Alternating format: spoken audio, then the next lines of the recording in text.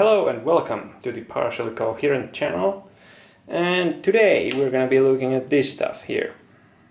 So this, what is it? It's transparent wood.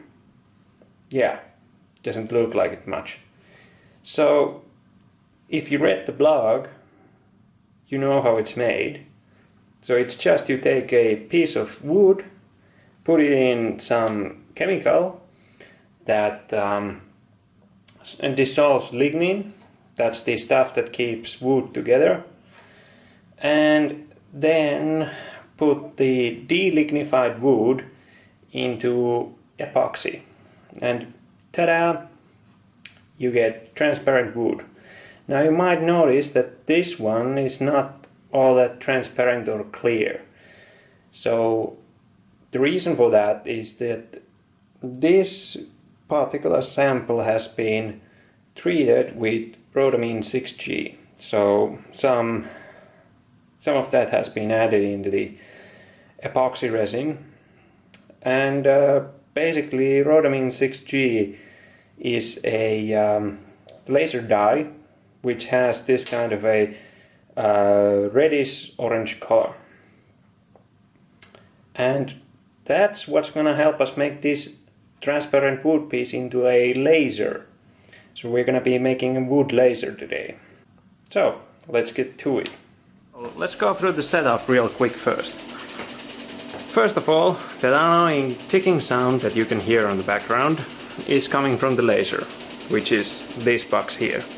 So this is a neodymium YAG laser, and that ticking sound comes from the flash lamp that is pumping the neodymium YAG crystal inside here. So we can't really turn it off if we want to use the laser, so we're just gonna have to deal with it.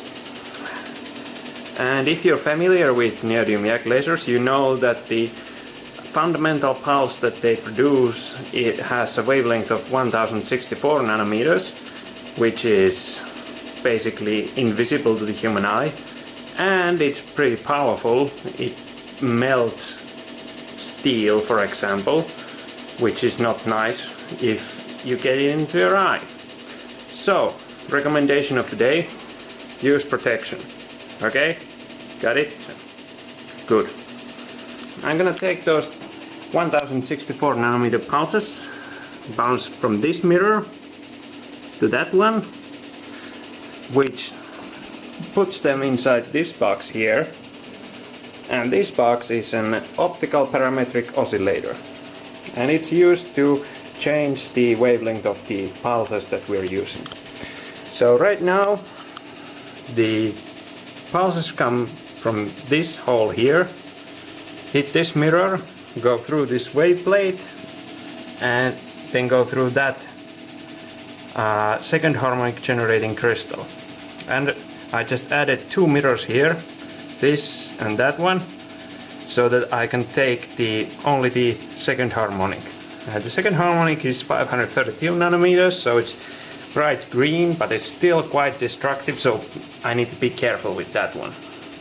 As you can see, here is the output, and just these green pulses, they can also take off the paint from the steel, so they probably don't feel very good on the skin or in the eye, so gotta be careful with that.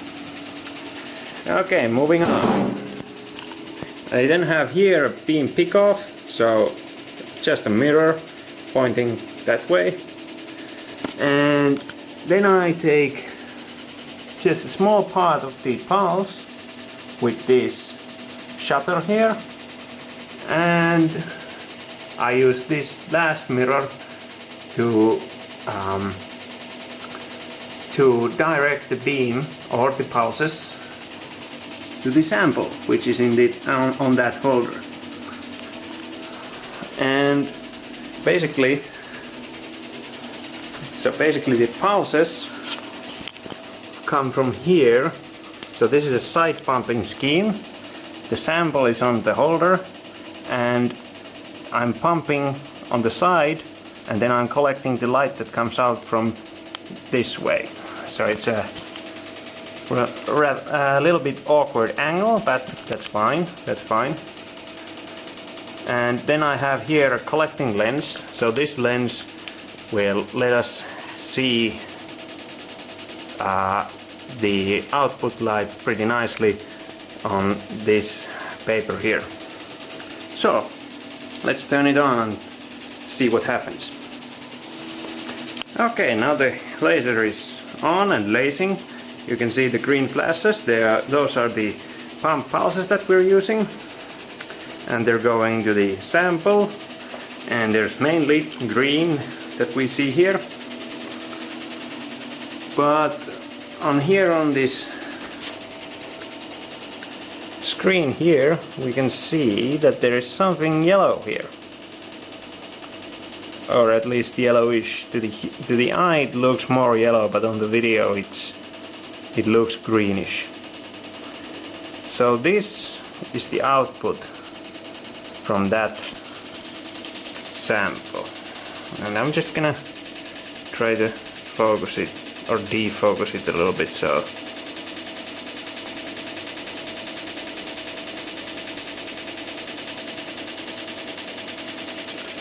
okay, let's see what it looks like if we pump it a little bit more. So I'm just gonna open this shutter here a little bit.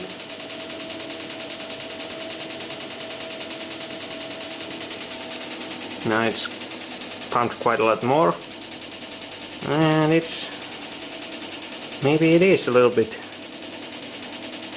more intense. Okay, so there you have it. This is a perfectly working wood-based laser.